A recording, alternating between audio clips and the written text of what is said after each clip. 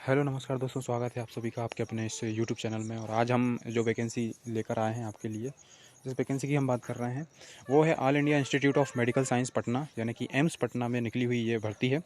और इसकी सारी डिटेल हम इस वीडियो के माध्यम से आपको बताएंगे। किन पोस्टों के लिए है, सारी जानकारी मिलेगी आपको। क्या एज लिमिट है, क्या आपकी फ़ीस लगेगी, उन सभी चीज़ों पे भी चर्चा करेंगे। तो आइए हम नोटिफिकेशन पे ले जा जाते हैं आपको। और यहाँ पर जो पहली जो पद है, जिस पद के लिए निकाली गई वैकेंसी है, वो ग्रुप बी की है, स्टोर कीपर के लिए।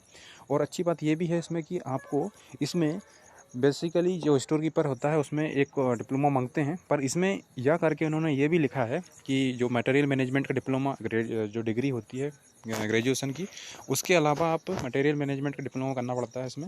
लेकिन यहाँ पर ऐसा नहीं है। यहाँ पर आपको यदि कोई व्यक्ति जो कि इकोनॉमिक्स या साइंस या स्टैटिक्स से करा हुआ है, तो वो व्यक्ति भी इस फॉर्म को फिलअप कर सकता है। यहाँ पर लिखा हुआ है, सबसे पहला ही पॉइंट आप देखिएगा, इसमें लिखा है कि master degree in economics, commerce या स्टैटिक्स। हालांकि डिज़ायरेबल में लिखा है कि आपको एक्सपीरियंस होना चाहिए जो हैंडलिंग स्टोर्स और किसका स्टोर को हैंडल करने का, साथ ही साथ आपको एक जो कीपिंग अकाउंट वगैरह पे जानकारी भी आपको होना चाहिए, पब्लिक सेक्टर या प्राइवेट सेक्टर में। तो ये अब आप डिज़ायरेबल ज़रूरी नहीं होता है, आप बोल देंगे तो भी वहाँ पे चला जाएगा, यानी आप फॉर्म फिलअप कर सकते हैं। कुल मिला के बात ये है।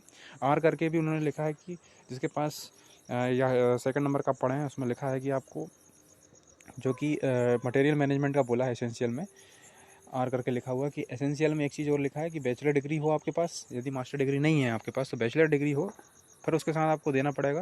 बैचलर डिग्री किस में होना चाहिए, तो कॉमर्स में हो जाए या स्टैटिक्स में हो, ठीक है। कॉमर्स हो, स्टैटिक्स हो या इकोनॉमिक्स हो। इसमें आपके इसके साथ साथ आपको मटेरियल मैनेजमेंट में आपको जो है पोस्ट ग्रेजुएट डिप्लोमा या डिग्री होना चाहिए, ठीक है। तो अगर किसी के पास मास्टर डिग्री होगी तो वो इस फॉर्म को फिलअप कर सकता है, या फिर मैनेजमेंट में किसी के पास मटेरियल मैनेजमेंट में डिग्री या डिप्लोमा हो तो वो भी चल जाएगा, ठीक है। अब आगे बढ़ते हैं हम, इसी प्रकार आगे की पोस्ट को देख लेते हैं। वो है आपका assistant administrative officer. Assistant administrative officer का लेवल भी आप देखिएगा, पे लेवल 7 है। और इसके पहली वाली जो बताई थी वो 18 से 30 एज लिमिट की थी, ठीक है ना। 18 से 30 की एज लिमिट जो होंगे वो इसको फॉर्म को फिलअप कर सकते हैं। अगर आप एम्स के अगर कोई एम्प्लॉय हैं कोई सी भी एम्स में, तो 40 तक आप इस फॉर्म को फिलअप कर सकते हैं। असिस्टेंट एडमिनिस्ट्रेटिव ऑफिसर के लिए 40 एज लिमिट बेसिकली जो नॉर्मली होती है वही दी गई है, कोई भी व्यक्ति भर सकता है। और इसके पहले वाले में आपको पोस्ट के बारे में बताना भूल गया कि कितनी पोस्ट हैं, तो वो भी देख लीजिए। आपकी जो पोस्ट हैं वो आपकी टोटल जो रहेंगी वो हैं आपकी टोटल 10। और उसमें आपको जो यूआर है वो यूआर की जो देखने मिलेगी आपको 6, और ओबीसी की आपको मिलेगी देखने को 2, ईडब्ल्यूएस की 1 मिलेगी और एससी की 1 मिलेगी। तो ये सब चीज़ें यहाँ पे स्पष्ट रूप से लिखी है, आप इसे यहाँ पर मेंशन समझ सकते हैं। और इसके अलावा हम देखें असिस्टेंट एडमिनिस्ट्रेटिव के लिए एक पोस्ट है, वो भी जनरल के लिए है, लेकिन इसमें आपका एक्सपीरियंस बोला गया है, डिग्री के साथ 5 साल का आपका एक्सपीरियंस होना भी ज़रूरी है। नेक्स्ट हम देख लेते हैं जूनियर इंजीनियर के लिए, जो सिविल में जूनियर इंजीनियर है, उसमें 18 से 30 तक की बोला गया है, ठीक है, एज लिमिट को।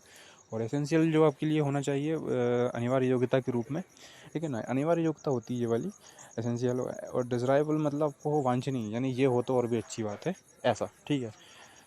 मतलब काफ़ी सारे लोग अगर सेलेक्ट होते हैं, अगर ये अगर रहता है टाई वगैरह में तो ये आगे हो जाएगा, ठीक है, ये डिज़ायरेबल में आ जाता है। 3 साल का आपको डिप्लोमा रहेगा, और 3 साल का डिप्लोमा मांगा गया सिविल इंजीनियरिंग में। तो आप इसको फॉर्म को फिलअप कर सकते हैं अगर है आपके पास तो। पॉलिटेक्निकल या किसी भी इंस्टीट्यूट से किया हुआ, 4 टोटल पोस्ट हैं, 3 यूआर की हैं और 1 ओबीसी की है, ठीक है। एक्सपीरियंस में आपको सिविल इंजीनियरिंग में वर्क होना चाहिए, ठीक है। नेक्स्ट हम बता दें आपको कि इसमें जो जूनियर इंजीनियर है आपका, जूनियर इंजीनियर, उसमें भी आपको 3 साल का डिप्लोमा मैकेनिकल इंजीनियर में, साथ ही साथ आपको जो है एयर कंडीशनिंग का जो भी रेफ्रिजरेटर और एयर कंडीशन का जो भी पॉलिटेक्निकल से कोर्स होता है स्पेशलाइजेशन के साथ, वो होना चाहिए। तो आप इस फॉर्म को फिलअप कर सकते हैं। 4 पोस्ट हैं इसमें। एक है लीगल असिस्टेंट के लिए। तो लीगल असिस्टेंट के लिए क्या मांगते हैं वो आपको बता दें हम, कि इसमें 30 से 40 एज लिमिट यहाँ पे 18 से नहीं होती, 30 से स्टार्ट होती है, ठीक है ना। ये पे जो एज लिमिट है वो 30 से स्टार्ट होती है। और लीगल असिस्टेंट के लिए आपको ग्रेजुएशन होना चाहिए, साथ ही साथ एक्सपीरियंस मांगा है, 3 साल का आपके पास एक्सपीरियंस हो, जो कि लीगल प्रैक्टिस की गई हो आपके द्वारा, है ना। और वो जो है गवर्नमेंट ऑर्गेनाइजेशन में आपने लीगल असिस्टेंट के रूप में लीगल डिपार्टमेंट में गवर्नमेंट ऑर्गेनाइजेशन में काम किया हो। एक ही पद है यहाँ पे। नर्सिंग ऑफिसर की बात करें तो नर्सिंग ऑफिसर में आपको बीएससी ऑनर्स किया हुआ हो, और बीएससी नर्सिंग में आपने की हो इंडियन नर्सिंग काउंसिल के द्वारा जो होती है उसमें, ठीक है। और इसमें आपको जो है रजिस्टर्ड होना चाहिए नर्स या मिडवाइफ के रूप में, ठीक है, इंडियन नर्सिंग काउंसिल में। या फिर आपके पास क्या हो डिप्लोमा हो जनरल नर्सिंग का, midwife from Indian nursing council में, और रजिस्टर होने चाहिए आपको उसमें, तो 2 साल का एक्सपीरियंस भी इसमें बोला गया है, ठीक है। तो आप इसमें जो टोटल पोस्ट है वो देख लीजिए, सबसे ज़्यादा पोस्ट इसी में है, और वो है टोटल 200, 160 फीमेल की है, और इसमें मेल की जो है वो 80 हैं, 40 हैं। और यहाँ पर हम अगर बात करें EWS की, तो इसमें 20 हैं, OBC 54 है, और ST SC की 30 और 15 हैं। इसके बाद हम और आगे बढ़ते हैं, तो ये है आपके पास medico social worker. Medico social worker क्या होता है? मेडिको सोशल वर्कर के लिए आपको 18 से 35 एज लिमिट होनी चाहिए। साथ ही साथ आपका MA किया हुआ हो सोशल वर्क में, या फिर MSW किया हो, ठीक है ना, और विथ स्पेशलाइजेशन के साथ ये चीज़ विथ स्पेशलाइजेशन, यहाँ पे आपको मेडिकल सोशल वर्क में या फिर MSW में आपको काम 5 साल का एक्सपीरियंस भी होना चाहिए। कोई भी आपको प्राइवेट सेक्टर हो, उस प्राइवेट सेक्टर का, या फिर गवर्नमेंट जो हॉस्पिटल होते हैं उसमें, 500 बेड वाला जो भी हॉस्पिटल होता है उसमें। इसमें ये जो लिमिट है वो है आपकी 40 तक, 18 से 35 तक, और जो टोटल पद हैं वो हैं आपके 3, वो भी जनरल में, ठीक है। अभी हम नेक्स्ट बात करते हैं, वो है नेक्स्ट आपका sanitary inspector grade 2। Sanitary inspector grade 2 में आपके लिए जो 18 से 30 एज लिमिट है, और आपका जो, तो दोस्तों जो अगली पोस्ट है वो सैनिटरी इंस्पेक्टर ग्रेड 3। उसके लिए जो टोटल पोस्ट हैं वो हैं 8, UR की 5, OBC की 2, SC की 1। इसमें जो मांगा गया है वो 18 से 30 आपके लिए एज लिमिट, और इसमें आप जो है 10th पास अगर हैं तो आप इस फॉर्म को फिलअप कर पाएंगे। साथ ही साथ आपके पास सर्टिफिकेट होना चाहिए सैनिटरी इंस्पेक्टर का, ठीक है ना, सर्टिफिकेट आपके पास होना चाहिए। 10th के साथ साथ आपका जो सर्टिफिकेट है सैनिटरी इंस्पेक्टर कोर्स का वो होना चाहिए, और 4 साल का एक्सपीरियंस भी होना चाहिए। अब आते हैं उस पोस्ट के लिए जो सभी लगभग मोस्टली लोग इस प्रकार की जो फॉर्म जो पद हैं इनके लिए फिलअप कर पाएंगे। सबसे पहले स्टेनोग्राफर की बात करें, तो स्टेनोग्राफर में हम आपको बता दें कि आपके पास 12th अगर हो, जो कि होता ही है सभी के पास, साथ ही साथ आपके पास मेट्रिकुलेशन के साथ अगर 12th है, और उसके साथ आपके पास स्किल टेस्ट, मतलब जो स्टेनो वाले जानते होंगे 80 वर्ड पर मिनट को करने की जो दक्षता है वो अगर है आपके पास, और हिंदी में आप 65 की स्पीड और 50 की स्पीड से इंग्लिश के साथ MTS जो उनकी, वो लोग जानते होंगे कि कितने शब्द 1 घंटे में लिखना रहता है, 1 मिनट में लिखना रहता है, ठीक है, ओनली ऑन कंप्यूटर पे, वो ये इस फॉर्म को फिलअप कर सकते हैं। और इसमें जो पोस्ट हैं वो है 16, 4 जनरल की हैं, और OBC की जो है 7 हैं। जो पिछले बार की बैकलॉग रह गई थी वो भी 5 इसमें इंक्लूड रहेगी OBC के लिए, और SC के लिए जो बैकलॉग है 3, और अभी जो निकली है 4, और EWS की निकली है 1। तो इस प्रकार से ये पोस्टों का वर्गीकरण यहाँ पे दिया है, और एक सर्विसमैन के लिए 1 है, ठीक है। यहाँ पर इसके बाद हम 18 से 27 एज लिमिट है, ठीक है। एम्स का एम्प्लॉय है तो 40 तक एज लिमिट रहेगी। नेक्स्ट आपके पास जूनियर एडमिनिस्ट्रेटिव असिस्टेंट, जी हाँ दोस्तों, जूनियर एडमिनिस्ट्रेटिव असिस्टेंट में 18 से 27 एज लिमिट है, और 12वीं पास के साथ आपको जो है आपको टाइपिंग करना होगा जब आप पेपर क्वालिफाई कर जाते हैं उसके बाद, ठीक है। 30 की स्पीड और 35 की स्पीड इंग्लिश और हिंदी में आना चाहिए, किसी भी एक में आपको करना रहता है। और यहाँ पर टोटल जो पोस्ट है वो है आपके पास 18, और उस टोटल पोस्ट 18 के लिए बता दें हम आपको, जनरल में 8 है, OBC में 4 है, और EWS में 3 है। SC में आपके पास कितनी है? तो SC में आपके पास जो है SC में 3 है, और PWD के लिए 1, और जो एक्स सर्विस मैन है उसके लिए भी 1 रहेगी। जूनियर एडमिनिस्ट्रेटिव असिस्टेंट की बात कर रहे हैं हम, ठीक है। अब स्टोर कीपर जो क्लर्क होता है, स्टोर कीपर कम क्लर्क मतलब कि जो स्टोर कीपर का काम भी करे और जो क्लर्क का काम भी करे, उसके लिए जो एज लिमिट बोली गई है वो 30 बोली गई है। आप 30 एज लिमिट तक इसमें ये एप्लीकेबल कर सकते हैं, इस फॉर्म को फिलअप कर सकते हैं, ठीक है। इसमें आपको ग्रेजुएशन प्लस डिज़ायरेबल एजुकेशन जो है उसमें पोस्ट ग्रेजुएट डिग्री या डिप्लोमा हो आपके पास मटेरियल मैनेजमेंट में, ठीक है। अब हम देखें इसमें कि आप जो पोस्ट है वो कितनी है, तो 25 आपके पास पोस्ट है टोटल, और इसमें जनरल की है 12, OBC की 10, SC की 3, और एक्स सर्विसमैन की 2 है, ठीक है। ये है स्टोर कीपर कम क्लर्क की बात, ठीक है।